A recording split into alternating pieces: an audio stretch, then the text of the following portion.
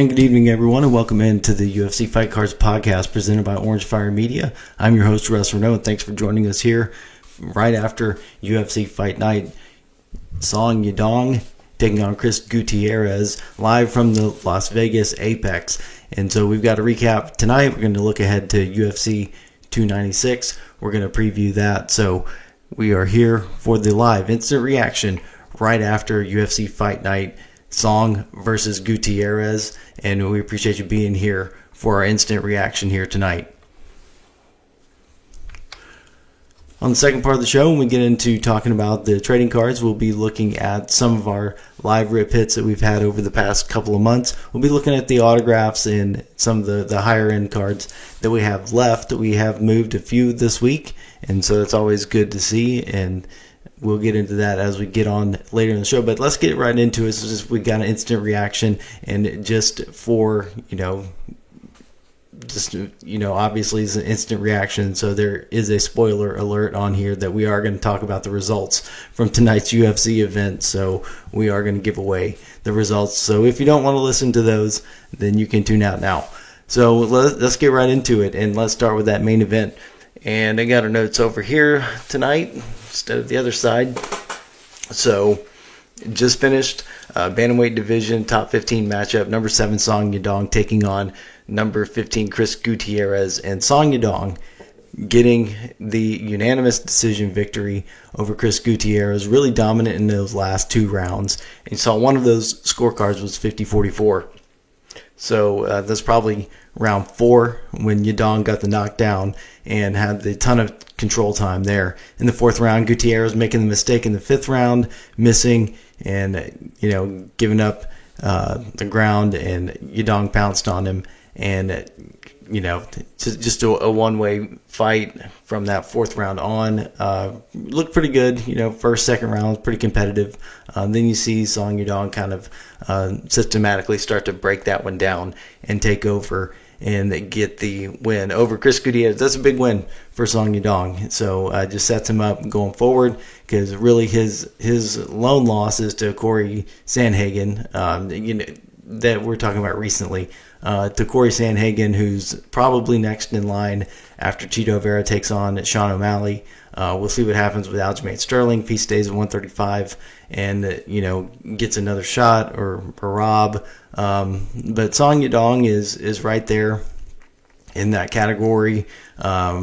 He's one of the contenders now, and so I think he just solidified that tonight with his performance, and may have to go through somebody else. He has a win over Chito and the loss to Sandhagen, so we'll see what happens going forward. But really impressive win there. So what was not impressive was Anthony Smith in the co-main event. Khalil Rountree Jr. Doing a great job and getting a knockout in the 3rd round. It kind of looked like it was going Khalil Rountree Jr.'s way the whole fight. Then able to finally finish Anthony Smith off in the 3rd. Got a big uppercut and finished him off with the left hand. And Anthony Smith went down, and Khalil Rountree Jr. did not have to go to the hammer fist to finish it off.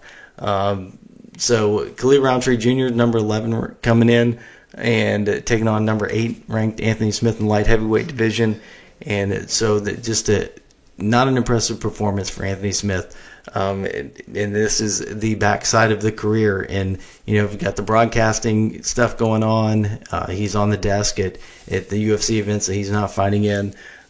So I don't know what this means for him going forward, but looks like his road to a title is certainly over. And that, if that is his main goal, then maybe the broadcasting career should be the thing that comes up next. Because he's such a great competitor, such a great fighter, that you want to go out a winner. But I don't know that this gets any better for Anthony Smith. Just had the split decision over Ryan Spann, somebody he had handled pretty easily before. Had a loss to Johnny Walker.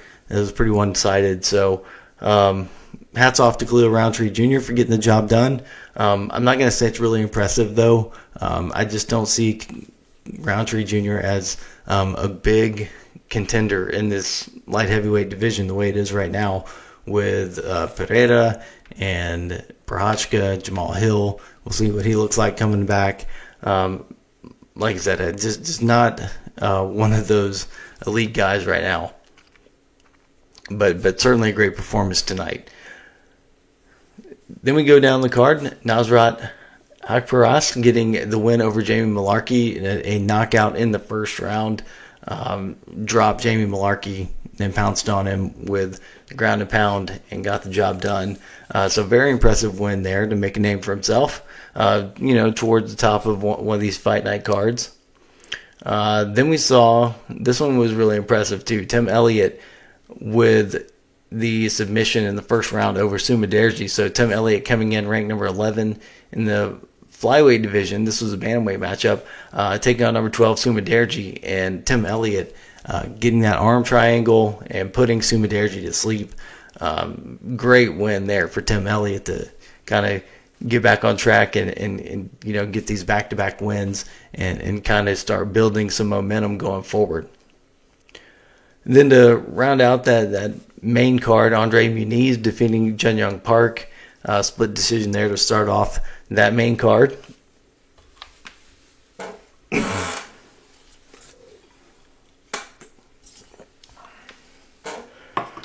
some of the other highlights from the night, Kevin Jousset with a unanimous decision over Song Kanan in the welterweight division.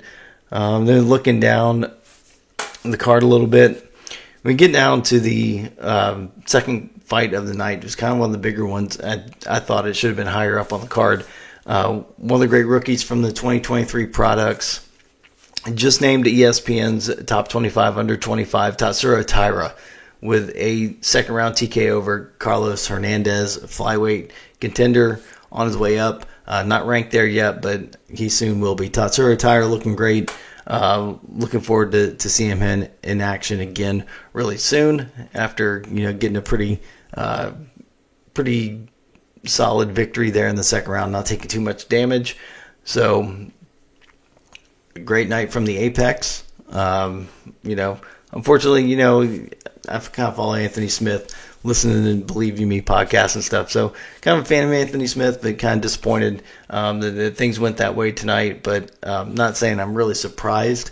Just the way he's looked lately, just a little bit slower. Kind of hoped he had one last run in there. But hats off to Roundtree Jr. for that win. So let's now look forward to UFC 296 next weekend from the T-Mobile Arena in Las Vegas. And we've got the welterweight championship on the line between Leon Edwards and the number 2 ranked contender Colby Covington, who has been off for a very long time. So let's get into a little bit of prediction time. Don't do it too much on the show, but we're going to get into that. We're going to start doing that more as we go forward. So this is the second to last show of the year. This is season 1. This is show number 44. We're going to have 45 episodes the first year that we were on.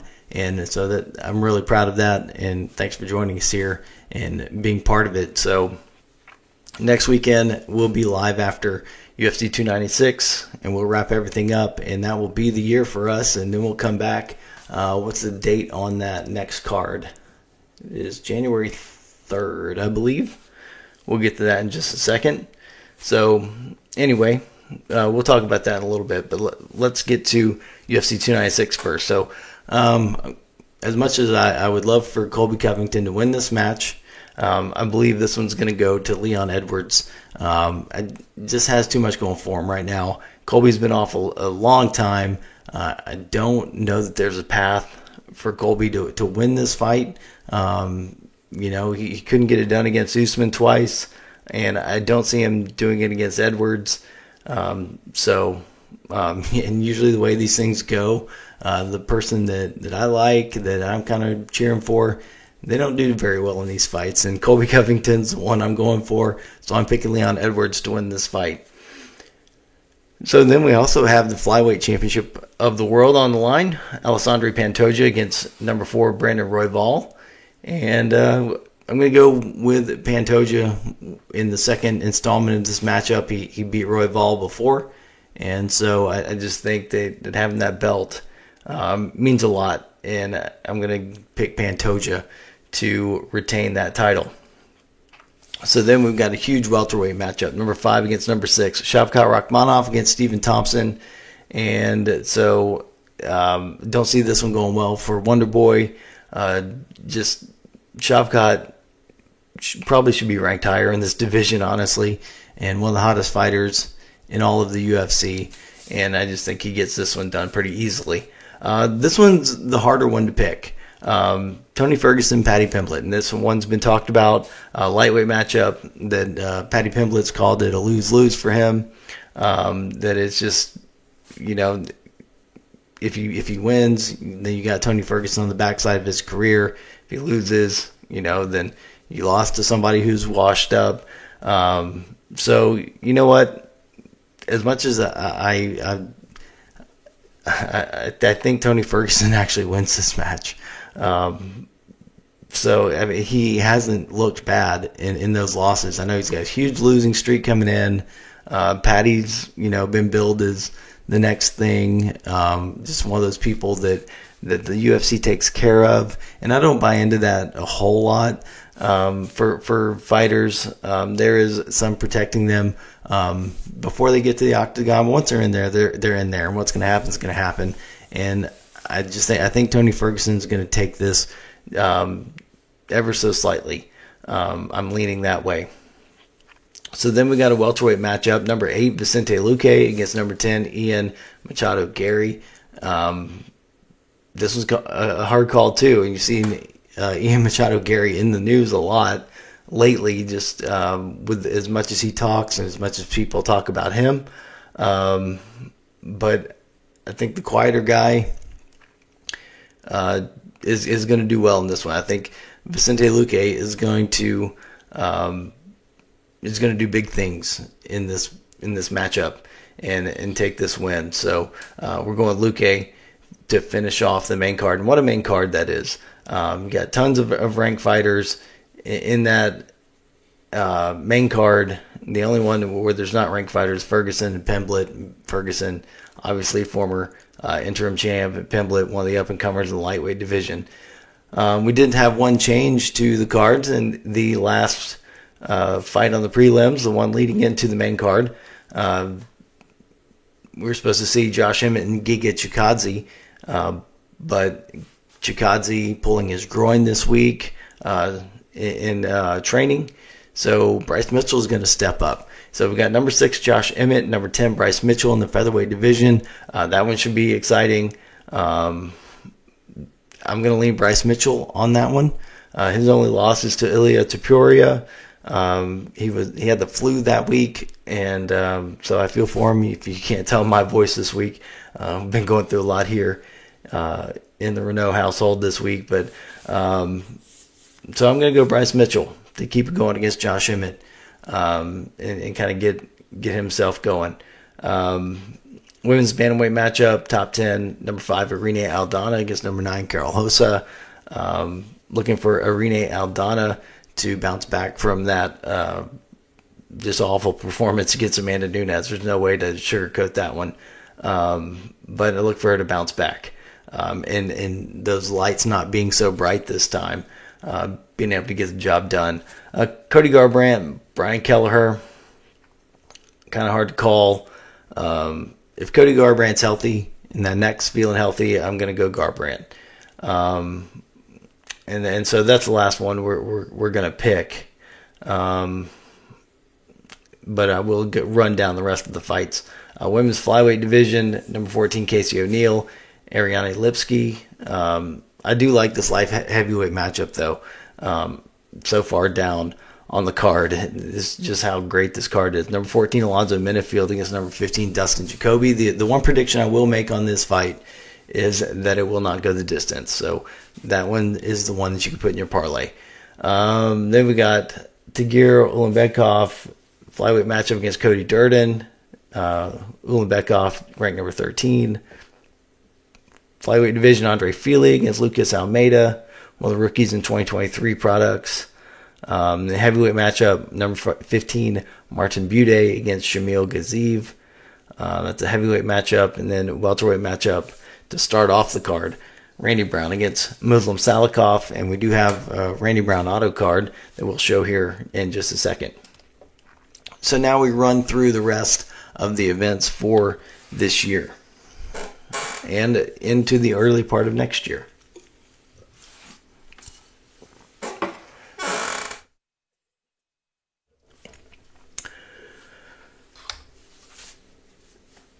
So let's get to Fight Night on January 3rd, and that's the next time that we're going to have a show. So that'll be from the Apex, and that will be Magomed Ankalaev against Johnny Walker, light heavyweight matchup, number 3 against number 7. A flyweight matchup, this one added, number 6 against number 8, Mateus Nicolau against number 8, Manel Kopp. Lightweight matchup, Jim Miller, Gabriel Benitez, and women's bantamweight matchup, number 4, Ketlin Vieira, number 10, Macy Chiasson. Bantamweight matchup, number 13, Ricky Simone against Mario Bautista. So that's a really good Fight Night card to start off the year. Just looking back down the card, and this one's a big one.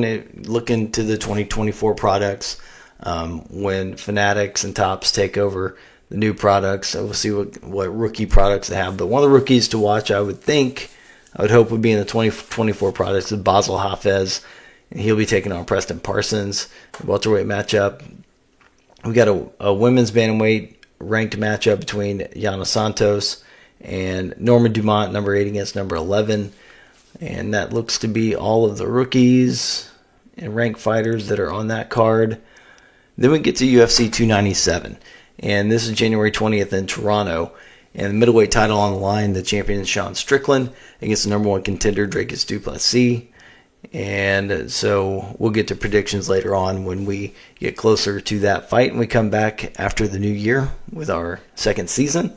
The women's bantamweight title will be on the line, and that is vacant right now. It'll be number 2, Raquel Pennington against number 3, Mayra Bueno Silva. Obviously, number 1 is Juliana Pena, recovering from her injuries. And so then we've got a welterweight matchup, number 13, Neil Magny against Mike Malott. Light heavyweight matchup, great one here. Number 4, Jan Blachowicz against number 5, Alexander Rakic. Rakic was injured about a year and a half ago, and maybe 2 years ago. It's a year and a half ago, in a matchup with Blachowicz, and was looking pretty good in that fight before he went down. So getting to run it back here, and we'll have another one that's kind of like that we'll talk about here in a second. Featherweight matchup, number 4, Arnold Allen, number 9, Movsar Evloev. And then we got a light heavyweight matchup, number 13, Dominic Reyes and Carlos Ulberg. Also, ranked fighters, middleweight division, number 14, Chris Curtis against Marc-Andre Barriault. No other rookies on that card. Got a few other ones added this week. Fight Night, February 3rd, from the Apex. Number 7, Roman Dolidze against number 12, Nasruddin Imavov, middleweight matchup there. That one was already announced, but some of the rest of the cards being filled out a little bit. William Gomez against Melsik Bagdasaryan, featherweight matchup, and a women's strawweight matchup between Molly McCann, making her return against Diana Belbita. Then we get to Fight Night on February 10th. Middleweight matchup, number 10, Jack Hermanson against Joe Pyfer. Loma Lukbami, women's strawweight matchup against Bruna Brazil. Then the other ones that we know of right now, UFC 298, February 17th in Anaheim. Featherweight matchup between the champion Alexander Volkanovski and the 5th-ranked contender Ilia Topuria. And the bantamweight championship on the line, UFC 299, March 9th in Miami. Obviously at Sugar Sean O'Malley against Chito Vera. And maybe sometime this spring, who knows, before Ramadan, that we may see Islam Makhachev take on Charles Oliveira. So I don't know if they'll double up 1 month on numbered pay-per-views when UFC 300 is going to happen. But Islam against Charles would certainly be a great contender for UFC 300. Also heard about some things happening with Fight Night on February 24th from Mexico. So rumor has it, this is not official yet, but it seems to be trending in that direction, that we're going to see Yair Rodriguez and Brian Ortega 2 for that fight night, February 24th in Mexico City. So obviously Ortega injured the last time he fought, and it was against Yair Rodriguez, separated the shoulder, and so Yair Rodriguez went on to claim an interim title, fight for the belt since then. So it should be interesting to see Ortega's return to the octagon. And also a co-main event for that event would be Brandon Moreno taking on Amir Albazi in the flyweight division. So the former champion taking on one of the top 3 contenders. So be a number 1 contender matchup there, since we've got Pantoja and Royval coming up next weekend. So see who comes out of this one. Albazi, if he can get past Moreno, then you get another shot at Pantoja. So whoever wins that one probably gets the next title shot there. So that is all for our instant reaction from UFC Fight Night tonight, and also our preview for UFC 296 to finish off the year. So now we'll take a look at the cards we have left. We're leaving out our Hobby Top 5 this week because a little bit of technical difficulties, and that's why we're on a little bit later too. But let's go through our select that we have, and I'll just go through some of the bigger ones that we have left. Jack Della Maddalena, we've still got this select, number to 49, the purple auto. We've also got rated rookie auto from Don Russ. So great little Jack Della Maddalena lot, and we'll tell you how you can find all of these if you just don't want to reach out to the show directly. We can tell you where to find them. But we're just going to hit the highlights here. I'm going to hit like a lot of our autograph cards and such. You can go through this Jared Cannonier a lot. Yeah, that'd be good. So going through our Don Russ, we start off with Marvin Vettori signature series. That also includes Prism auto. Got a big Marvin Vettori lot there. We've got a Damon Jackson blue hollow laser auto, number 25. And we've got Jared Cannonier. We've got a blue and a red. So number 49, number 75, and a lot of other Jared Cannoniers to throw in there. So let's switch over to Prism. And we got a BJ Penn. This was a replacement for Redemption we sent in, so sealed by Panini. This is a legendary signature from last year, the BJ Penn 2022.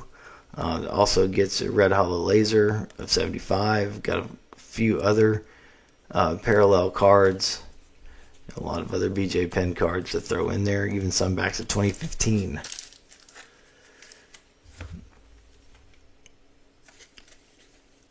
There's that Randy Brown we were talking about. Randy Brown auto. Also gets a silver.